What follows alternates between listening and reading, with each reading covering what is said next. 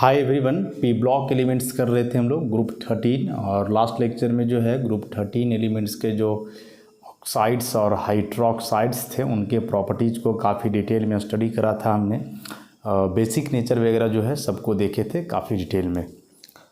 आज हम लोग उसके आगे हेलाइड्स के बारे में पढ़ेंगे।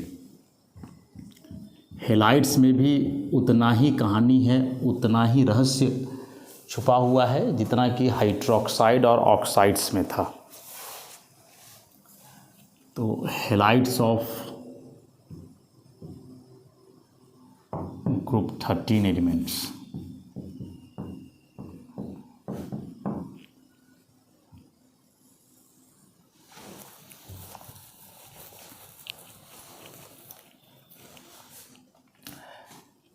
जितने भी ग्रुप 13 के एलिमेंट्स हैं वे जनरली MX3 टाइप के हेलाइड्स का फॉर्मेशन करते हैं, जैसे BCl3, जैसे AlCl3, GaCl3, InCl3 और TlCl3। ऐसा जनरल हेलाइड्स इसी फॉर्म के होते हैं ग्रुप 13 एलिमेंट्स के, MX3 टाइप के। इसमें से बोरोन ट्राइहेलाइड जो है वह कोवलेंट नेचर का है, बाकी सारे आयनिक नेचर के हैं।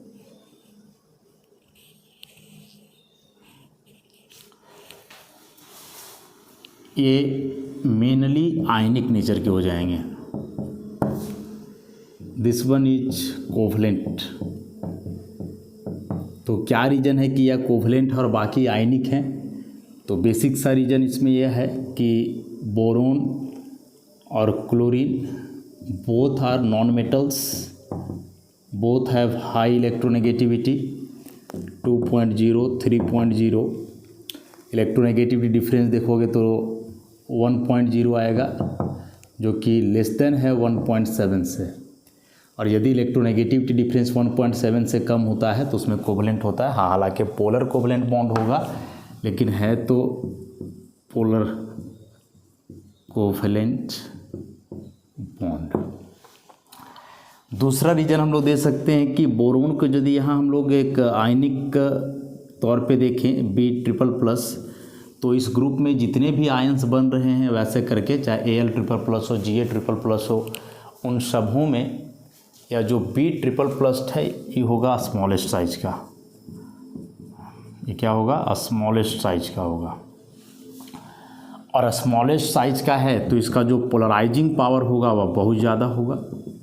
केमिकल बॉन्डिंग में हमने पढ़ा था फाजन रूल के बारे में, याद करो इस रूल को। उसमें बताया गया था कि जो एक स्मॉल साइज्ड केटायन होता है उसका पोलराइजिंग पावर बहुत ज़्यादा है, वह एनायन को बहुत ही ज़्यादा एक्सटेंट में पोलराइज करेगा। तो उस केस में कंपाउंड में कोवलेंट कैरेक्टर आना लाजमी है। तो पहला क्वेश्चन तो इसमें यही हो गया कि among halides of group 13 elements BCl3 is covalent while other halides are ionic, explain. तो दो बातें हम लोग लिख सकते हैं कि BCl3 में boron and chlorine both are non metals, their electronegativity difference is 1.0 which is less than 1.7। So according to estimated value, if the electronegativity difference comes to be less than 1.7, then the compound predominantly has covalent character, and there is a polar covalent bond between these two different atoms of different electronegativities. At the same time, we can also say that in BCl3, if we assume boron as B++ ion, then it is the smallest ion of this family, and due to its smallest size it has very high polarizing power. It can polarize an ion to a greater extent, and therefore the BCl3 has high covalent character. While other halides, the group 13 elements of these halides are basically metallic in nature, and also they have larger size and a smaller or less polarizing power. Therefore these are ionic. इन सबों में ये metallic nature के हैं, metal non metal है तो आयनिक ही बनेगा compound. ऐसा नहीं कि 100% आयनिक होगा, कोवलेंट कैरेक्टर आएगा, लेकिन मेनली आयनिक कैरेक्टर होगा उसमें, मोर देन 50% आयनिक कैरेक्टर होगा और इसमें मेनली कोवलेंट कैरेक्टर होगा। तो पहला क्वेश्चन यहाँ इस हेलाइड से यही है जो हमने एक्सप्लेन करा।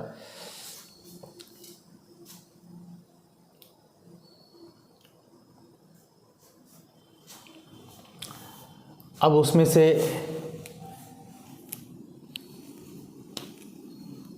एक बात हम लोग और जानते हैं कि जैसे ठीक है, इधर हमने कंपेयर किया boron, aluminium, gallium, indium, helium को, इधर से हैलोजन को कंपेयर करोगे आप तो फ्लोरीन, क्लोरीन, ब्रोमीन और आयोडीन ऐसा। तो एक चीज़ हम लोग तो और भी पढ़े हैं कि जैसे डाउन द ग्रुप जाने से केटायन का साइज बढ़ रहा है तो एनायन का साइज भी बढ़ेगा।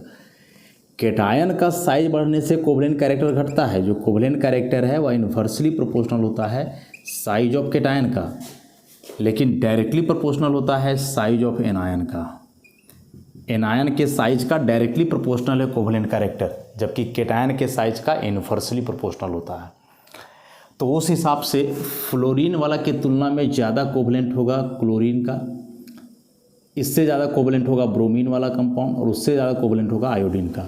मतलब यदि ऐसे पूछ दे कि AlF3 और AlCl3 इन दोनों में ज़्यादा कोवलेंट कौन है, तो इन दोनों में ज़्यादा कोवलेंट कौन होगा? क्योंकि यहाँ मेटल सेम है तो नॉन मेटल है अलग अलग, फ्लोरीन क्लोरीन, क्लोरीन बड़ा साइज का, और अभी बताया कि covalent character is directly proportional to size of anion. तो यदि क्लोरीन बड़ा साइज का है फ्लोरीन की तुलना में तो फिर इसमें कोवलेंट कैरेक्टर ज़्यादा होगा इसके तुलना में। तो AlF3 is less covalent, AlCl3 is more covalent और AlF3 is more ionic, AlCl3 is less आयनिक।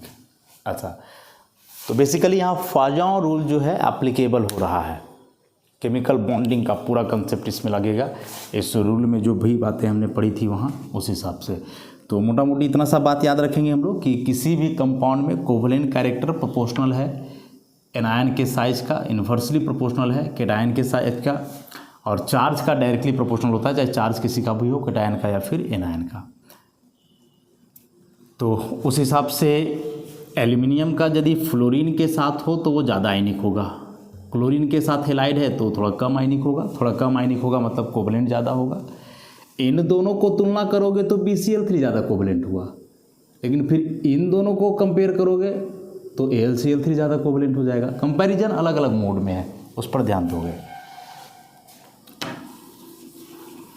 एक क्वेश्चन तो यहाँ से बनता ही है एग्जाम में नेचर के बारे में कि सबसे ज़्यादा कोवलेंट कैरेक्टर किस में है या सबसे ज़्यादा आयोनिक कैरेक्टर किस में है, तो इस बात को ध्यान में रखोगे। कोवलेंट कैरेक्टर के लिए 5 पॉइंट हम लोग देखे थे उसमें कि covalent character proportional to charge of cation, proportional to charge of anion, proportional to size of anion, inversely proportional to size of cation. Cation के साइज का केवल इन्वर्सली प्रोपोर्शनल होता था, उसके अलावा जितनी भी चीज़ें हैं सबका डायरेक्टली प्रोपोर्शनल होता था उसमें। एक फैक्टर उसमें और था केटायन का इलेक्ट्रॉनिक कन्फिग्रेशन की वैलेंस शेल में 18 इलेक्ट्रॉन हो केटायन का, तो फिर इसमें कोवलेंट कैरेक्टर ज़्यादा होता है। नेक्स्ट हम लोग अब बात करें मेनली इसमें बोरोन हेलाइड्स के बारे में हम लोग को देखना है। बोरोन हेलाइड्स के बारे में, बोरोन हेलाइड्स px3, तो बोरोन का एटॉमिक नंबर है 5। पूरा कन्फिग्रेशन यदि आप लिखोगे तो 1s2 2s2 2p1, 2s में 2 इलेक्ट्रॉन्स, 2p में 1। एक्साइटेशन होगा तो इलेक्ट्रॉन यहाँ जाएगा, एक्साइटेशन में 1 इलेक्ट्रॉन, 1 2 3 इलेक्ट्रॉन, सॉरी इसमें तो इलेक्ट्रॉन रहेगा ही नहीं। फिर क्या होता है, इन सारे ऑर्बिटल्स का हाइब्रिडाइजेशन, 1 इलेक्ट्रॉन सब में आ गया, 3 इलेक्ट्रॉन्स हो गए। अब इसमें हैलोजन का हम लोग काम देखेंगे। हैलोजन कोई भी लोगे, वैलेंस शेल में कन्फिग्रेशन होगा NH2 NP5, कोई भी हैलोजन लो, फ्लोरीन क्लोरीन ब्रोमीन आयोडीन जो भी लेना है, 1 2 3 4 5 ऐसा। तो इसमें अब देखोगे तो ऐसा ओवरलैपिंग हो जाएगा। हैलोजन का p ऑर्बिटल जिसमें कि एक सिंगल इलेक्ट्रॉन है, अनपेयर्ड इलेक्ट्रॉन है, वह जाकर के ओवरलैप करेगा बोरोन का sp2 हाइब्रिडाइड ऑर्बिटल से। हाइब्रिडाइजेशन sp2 होगा ना, एक ऑर्बिटल s का है, दो ऑर्बिटल्स p के हैं, तो sp2 हाइब्रिडाइजेशन होगा। तो हैलोजन का p ऑर्बिटल ओवरलैप करेगा बोरोन का sp2 ऑर्बिटल से, तब जा करके यहाँ एक कोवलेंट बॉन्ड का फॉर्मेशन होगा। तो यदि इसको आप दिखलाओगे यहाँ से, तो बोरोन के साथ 3 sp2 orbital, all are sp2 orbital. इसके साथ ओवरलैपिंग हैलोजन के p ऑर्बिटल का हो रहा है, और p ऑर्बिटल डंबल शेप ऐसे, एक इलेक्ट्रॉन हैलोजन का, एक इलेक्ट्रॉन बोरोन का।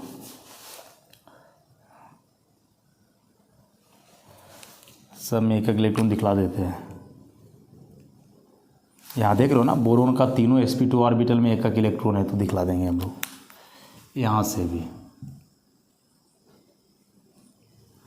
और एक यहाँ से भी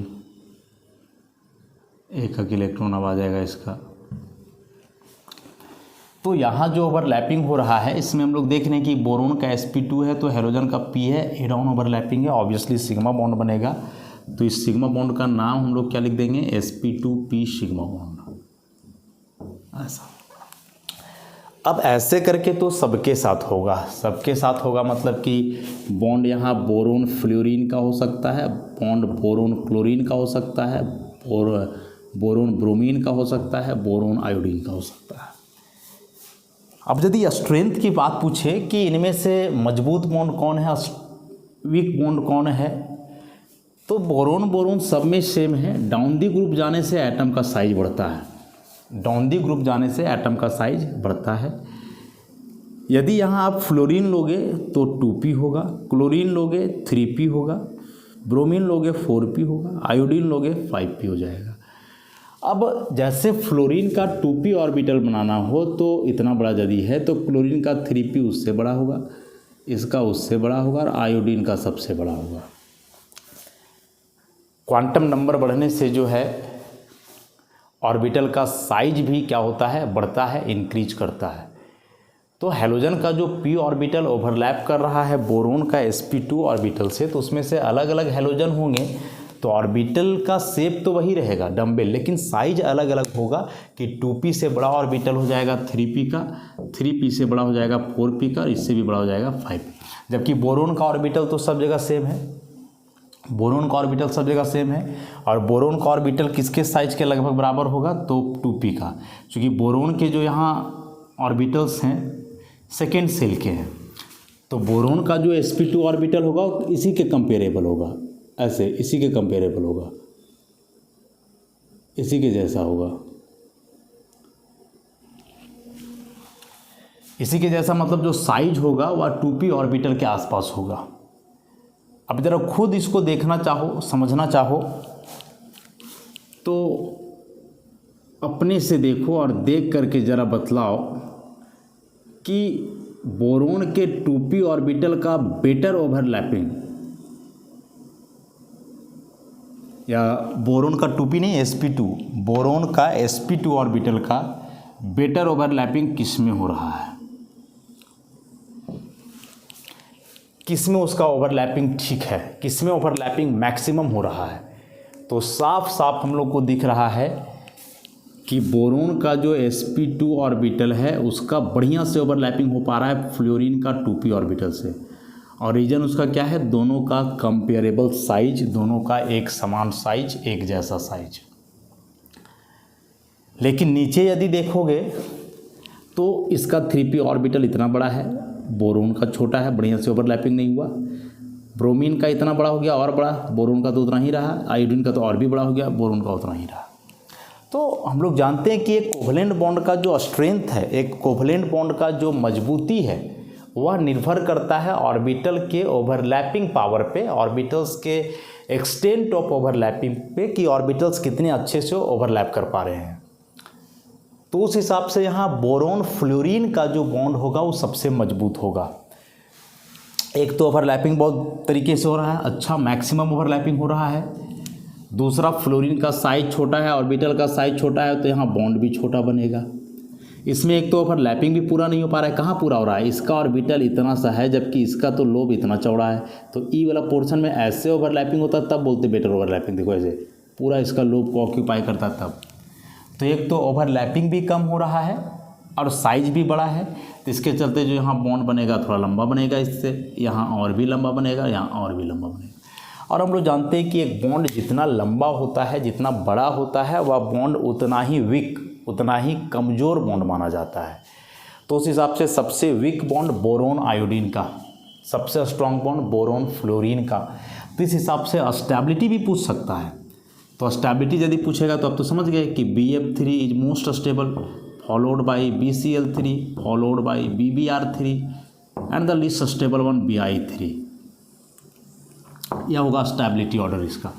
और स्टेबिलिटी का कारण समझ में आ गया ना। बोरोन फ्लोरीन में बोरोन का sp2 ऑर्बिटल और फ्लोरीन का 2p ऑर्बिटल कंपेरेबल साइज होने के चलते मैक्सिमम ओवरलैप कर रहे हैं, इसलिए उनका बॉन्ड स्ट्रॉन्ग होगा, काफ़ी स्ट्रॉन्ग होगा। जैसे ही फ्लोरीन के बाद हम लोग क्लोरीन, ब्रोमीन, आयोडीन की तरफ जाते हैं, धीरे धीरे p ऑर्बिटल का साइज इंक्रीज करने लगता है। उसके चलते बोरोन का जो sp2 ऑर्बिटल का ओवरलैपिंग है वह थोड़ा कम होते जाता है उन बड़े ऑर्बिटल्स के साथ। तो बॉन्ड वीक बनेगा, लंबा हो जाएगा, तो स्टेबिलिटी जो है कम होगा उसका। तो इसको एकदम याद रखोगे। एक्सप्लेनेशन पूछा तो ऐसे लिख देंगे। नोट्स में देखो ये सब चीज़ नहीं मिलेगा, नोट्स में इतना कुछ नहीं बताया जा सकता है, तो इसको वीडियो से समझोगे ध्यान से और जो नोटिसेबल पॉइंट्स होंगे उसको आप नोट डाउन कर लोगे। तो BF3 is the most stable one, followed by BCl3, then BBr3 and finally Bi3 is the least stable one, सबसे कम स्टेबल। रीजन काफ़ी अच्छे से हम लोग समझे। अब यहाँ से इसके आगे हम लोग बढ़ते हैं। तो इसके आगे यदि बढ़ोगे तो अब इसका शेप यदि बनाओगे तो बोरोन, एक हैलोजन इधर, एक हैलोजन इधर, एक हैलोजन इधर। बोरोन का वैलेंस में 3 इलेक्ट्रॉन्स थे तो तीनों तो इन्वॉल्व हो गए बॉन्डिंग में। हैलोजन का तो वैलेंस में 5 और 2 7 इलेक्ट्रॉन होता है, इन्वॉल्व तो 1 हुआ, तो बाकी के 6 तो बच गए एज 3 लोन पेयर्स। 2 4 6, 2 4 6, 2 4 6, ऐसा करके। और इसमें से यह एक रेगुलर शेप है, चूँकि सेंट्रल एटम पे कोई लोन पेयर नहीं है। एंगल सभी 120 डिग्री होंगे। और इसका नाम हम लोग क्या लिख देंगे? नाम लिख देंगे ट्रायंगुलर प्लानर sp2 हाइब्रिडाइजेशन। हम लोग जानते हैं कि जो sp2 हाइब्रिडाइजेशन होता है, इसमें से p के टोटल 3 में से जो 2 ऑर्बिटल्स इन्वॉल्व हुए हैं वे दोनों कौन कौन से होते हैं? px और py होते हैं। pz ऑर्बिटल खाली है। साफ साफ दिख रहा है कि बोरोन का वैलेंस शेल में p के 3 ऑर्बिटल्स हैं। तीनों ऑर्बिटल्स जो है किसके हैं? 2p के हैं।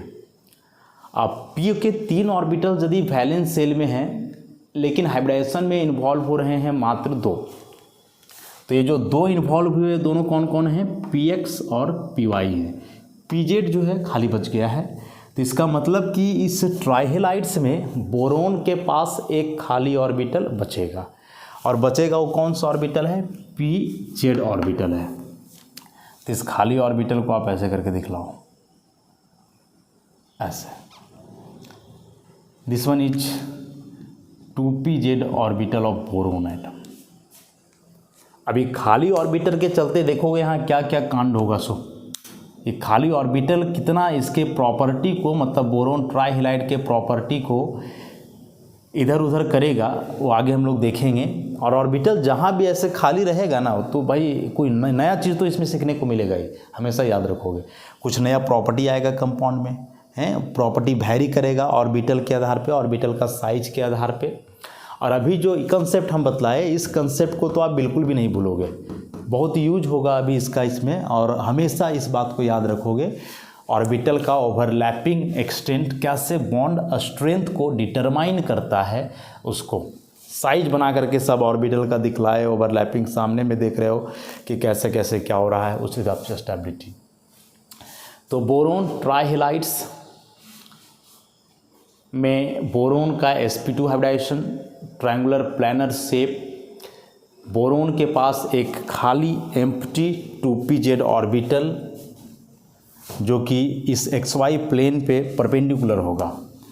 यह जो प्लेन बना है दिस इज xy प्लेन, और उस xy प्लेन पे p ऑर्बिटल परपेंडिकुलर है ना। ऐसे यदि इसको मान लो बोरोन यहाँ है, एक हेलोजन, दूसरा हेलोजन, तीसरा हेलोजन, ऐसे 3 करके, तो फिर भाई ये जो ऑर्बिटल खाली है वो ऐसा है, परपेंडिकुलर है इस पर। इसमें पूरा हो गया बोरोन और सारे हेलोजन्स इस प्लेन में, हथेली पे ही सभी है। तो जो खाली ऑर्बिटल है वो ऐसे करके है, परपेंडिकुलर है इस पर, जेड वाला ऐसे। अब यह जो एक खाली ऑर्बिटल है बोरोन के पास इस ट्राई हेलाइड में, तो उसके चलते होता क्या है कि कोई हेलाइड आयन यदि है, मतलब कि या BX3 है, ये अगेन X माइनस से जो है कंबाइन कर सकता है और कंबाइन करके बना लेगा BX4 माइनस। क्यों कंबाइन करेगा? तो कंबाइन करने के पीछे तो एक वजह हो गया खाली ऑर्बिटल, और उससे भी बड़ा वजह हो गया कि बोरोन के अगल बगल यहाँ 3 बॉन्ड बन रहे हैं, यहाँ देख रहे हो। तो 2 इलेक्ट्रॉन यहाँ है, 2 इलेक्ट्रॉन इस जगह पे है, 2 इलेक्ट्रॉन इस जगह पे है, मतलब ओवरऑल बोरोन का हुआ यहाँ 6 इलेक्ट्रॉन। अब हम लोग जो जानते हैं बॉन्डिंग का वजह कि कोई बॉन्ड बनता है तो उसमें से एक बड़ा वजह होता है कि बॉन्ड बनने के बाद उस एटम का ऑक्टेट पूरा हो जाए, नोबल गैस का इलेक्ट्रॉनिक कन्फिग्रेशन प्राप्त कर ले और वह स्टेबल हो जाए। तो उस हिसाब से यहाँ तो हम लोग जो देख पा रहे हैं कि बोरोन का यहाँ ऑक्टेट पूरा नहीं हुआ। बॉन्ड तो बना लिया 3 हेलोजन के साथ, लेकिन बॉन्ड बनाने के बाद बोरोन का जो है यहाँ ऑक्टेट पूरा नहीं हो रहा है। बोरोन के वैलेंस शेल में मात्र 6 इलेक्ट्रॉन्स आ रहे हैं, बाकी के 2 इलेक्ट्रॉन्स तो इनको नहीं मिला है। इसके चलते BX3 is not much stable. एक फैक्टर जो अभी हम लोग बताया, स्टेबिलिटी, जो डिटरमाइन करता है कि बॉन्ड यदि बना रहा है कोई एलिमेंट तो 8 इलेक्ट्रॉन होना चाहिए, कोवलेंट बॉन्ड का थ्योरी यह बोलता है, लेकिन इसमें ऐसा हो नहीं रहा है। तो चूंकि बोरोन के पास खाली ऑर्बिटल है, इलेक्ट्रॉन की कमी भी है, तो इसका मतलब हुआ साफ साफ कि यह 2 इलेक्ट्रॉन लेने का टेंडेंसी रखता है, tendency to accept 2 electrons. 2 electrons को हम लोग 1 पेयर इलेक्ट्रॉन बोल सकते हैं, बिल्कुल ऐसा। अब यदि कोई स्पीसीज इलेक्ट्रॉन्स को पेयर में अचीव करे, पेयर में एक्सेप्ट करे, तो फिर वैसे सब्सटेंस को तो हम लोग लेविस एसिड बोल देते हैं। वैसे सब्सटेंस को हम लोग क्या बोल देते हैं? लेविस एसिड बोल देते हैं। इसका मतलब ये जितने हेलाइड्स हुए बोरोन के, ऑल आर लेविस एसिड्स। किस बेसिस पे समझ रहे हो ना, कि इन सबों में बोरोन के वैलेंस शेल में मात्र 6 इलेक्ट्रॉन है, क्योंकि 3 बॉन्ड बना रहा है, और यहाँ साफ साफ दिखा 2, 4 और 2 6 इलेक्ट्रॉन ऐसा। तो 8 तो नहीं है, 6 कहने का मतलब 8 नहीं है। अब ऐसा ठीक है कि 8 से कम रहे तो एकदम बेकार है, ऐसा भी बात नहीं है, लेकिन 8 से कम है और साथ ही साथ इसके पास ऑर्बिटल खाली है। तो ऑर्बिटल खाली है, इलेक्ट्रॉन की कमी है, तब तो इसका बड़ा ही इलेक्ट्रॉन लेने का जो टेंडेंसी है वो तो बहुत ही ज़्यादा होने वाला है। और यदि कोई सब्सटेंस इलेक्ट्रॉन गेन करे तब उसको लेविस एसिड नहीं बोलेंगे। इलेक्ट्रॉन यदि पेयर में गेन करे, पेयर में एक्सेप्ट करे, तब उसको हम लोग लेविस एसिड बोलेंगे। अब यदि कोई 1 इलेक्ट्रॉन ले रहा है तो लेविस एसिड नहीं है, 3 ले रहा है लेविस एसिड नहीं है। 3 में ऐसा हो सकता है कि 2 को एक पेयर में ले, एक अलग, तो फिर भी तो एक अलग हो गया ना। जितने भी इलेक्ट्रॉन्स वह गेन करे, पेयर में गेन करे, तब वो ऐसे सब्सटेंस को हम लोग लेविस एसिड बोलते हैं। तो यहाँ तो चूँकि जो इलेक्ट्रॉन गेन करने का नौबत आएगा बोरोन के पास, वह पेयर में आएगा, क्योंकि 6 है तो 8 करने के लिए कम से कम तो 2 इलेक्ट्रॉन इसको लेना पड़ेगा, डेफिनेटली 2 इलेक्ट्रॉन लेना पड़ेगा। तो यह 2 इलेक्ट्रॉन लेगा, और जब 2 इलेक्ट्रॉन यहाँ लेगा तो लेने के बाद हो जाएंगे इसके वैलेंस शेल में 8, स्टेबल हो सकता है। तो चूंकि यहाँ इसके पास पेयर में इलेक्ट्रॉन गेन करने का टेंडेंसी है, all the trihalides of boron have a tendency to accept pair of electron and therefore these act as Lewis acids. एक इंपॉर्टेंट क्वेश्चन हो गया ना कि बोरोन ट्राइहेलाइड लेविस एसिड का काम क्यों करते हैं, तो एक लाइन में आंसर दोगे कि the trihalides of boron have a tendency to achieve a pair of electron to gain octet, therefore they act as Lewis acid. अभी लेविस एसिड पे बहुत कहानी है, इस कहानी को हम लोग आगे देखेंगे, अभी बस इतना सा बात समझना था। तो अब क्या होगा सो देखो, अब होगा ये कि यहाँ तक तो हम लोग देखे बोरोन का क्या कहानी है। एक खाली ऑर्बिटल है, इलेक्ट्रॉन गेन करना चाहेगा, तो यदि यहाँ से कोई हेलाइड आयन है, हेलाइड आयन जिसके पास 4 लोन पेयर बचेंगे, तो यह लोन पेयर हेलाइड आयन अपना दे सकता है बोरोन के खाली ऑर्बिटल में। ऑब्वियसली हेलाइड का जो लोन पेयर होगा वह कोई पी ऑर्बिटल में ही होगा। जैसे यहाँ हेलोजन का हम लोग लिखे ना NH2 NP5, यदि माइनस आ जाएगा तो एक इलेक्ट्रॉन बढ़ाओगे तो NP में ही बढ़ेगा ना, ऐसे बढ़ जाएगा। तो यह जो इलेक्ट्रॉन है अगेन पी ऑर्बिटल में है, तो फिर से यह दोनों इलेक्ट्रॉन को जो है हेलाइड आयन कहाँ देगा, इसके खाली ऑर्बिटल में देगा ऐसे। तो अभी जो यह खाली ऑर्बिटल है वह तो प्योर पी ऑर्बिटल है, यहाँ भी प्योर पी ऑर्बिटल ही है। तो उस हिसाब से अब यहाँ कुछ ऐसा होना चाहिए था कि यहाँ तक तो बॉन्ड बना, बोरोन का ही जो खाली ऑर्बिटल बचा, इस खाली ऑर्बिटल में हेलाइड आयन अपना 2 इलेक्ट्रॉन पी ऑर्बिटल से दे दे ऐसे। ये दोनों हेलाइड का है, देख रहे हो, दोनों ब्लैक से दिखाया हमने, दोनों इसी का है ऐसा। लेकिन अब यहाँ बात क्या आता है सो जरा समझोगे कि बोरोन के पास यहाँ हम लोग साफ साफ देख रहे हैं कि जो पी ऑर्बिटल है इसमें 2 लोब्स हैं। कितने लोब्स हैं? 2 हैं। यहाँ जो पी ऑर्बिटल आया है इसमें भी 2 लोब है। तो इसका जो 2 इलेक्ट्रॉन हेलाइड का है वो तो दोनों में से किसी में भी हम लोग दिखा सकते हैं। लेकिन जब आप यहाँ ओवरलैपिंग दिखलाओगे तो ओवरलैपिंग को आप कैसे दिखा रहे हो जरा देखो तो। ओवरलैपिंग जब हो रहा है तो इसका एक ही ऑर्बिटल जो है ओवरलैपिंग में इन्वॉल्व, मतलब एक ही लोब ओवरलैपिंग में इन्वॉल्व हो रहा है, ई वाला लोब जो है वह ओवरलैपिंग में इन्वॉल्व नहीं हो रहा है। एक लोब वैसे ही इसका बच जा रहा है, इसका कोई ओवरलैपिंग नहीं हो रहा है। दोनों का ओवरलैपिंग यदि दिखाओगे मान लो, तो दोनों का एक हेलाइड आयन यदि बगल से दिखाओ तो फिर ऐसे दिखाना होगा हेलाइड का।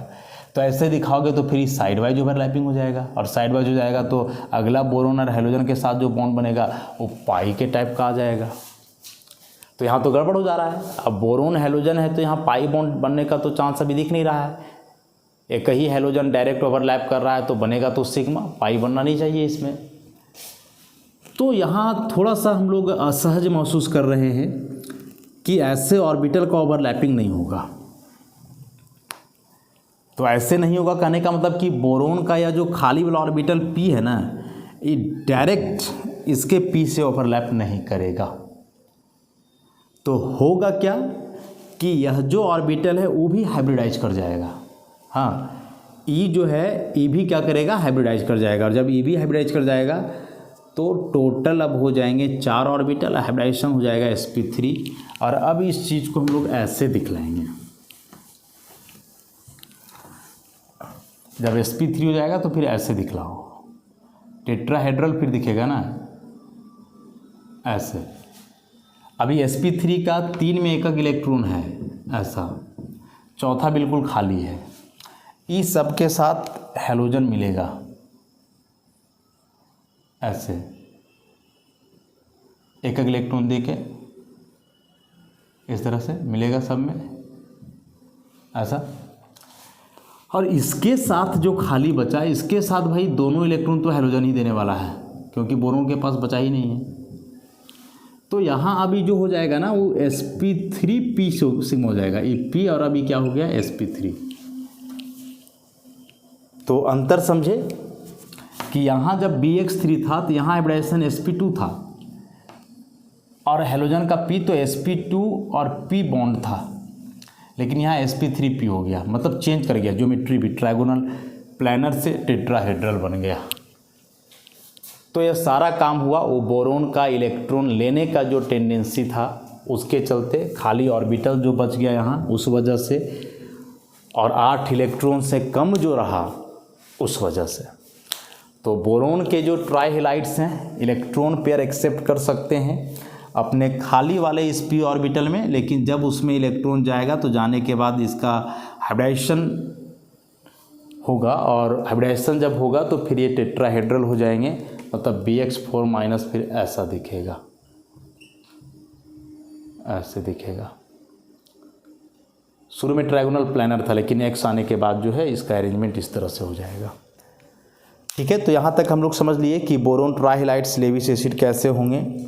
कोई अनदर इलेक्ट्रॉन डोनर स्पीशीज आए, जैसे हेलोजन ही हमने यहाँ लिया हैलाइड आयन के रूप में, तो वह इलेक्ट्रॉन कैसे डोनेट करेगा, कौन सा ऑर्बिटल का इलेक्ट्रॉन किस ऑर्बिटल में जाएगा, कैसे हाइब्रिडाइजेशन चेंज करेगा, कैसे उसका शेप चेंज करेगा, इन सारी बातों को जो है हमने देखा। और बहुत कहानी है अभी इस हैलाइड्स में, तो बाकी के जो बचे हुए कहानी है उसको नेक्स्ट लेक्चर से हम लोग करेंगे। तो आज के लिए इतना ही, धन्यवाद।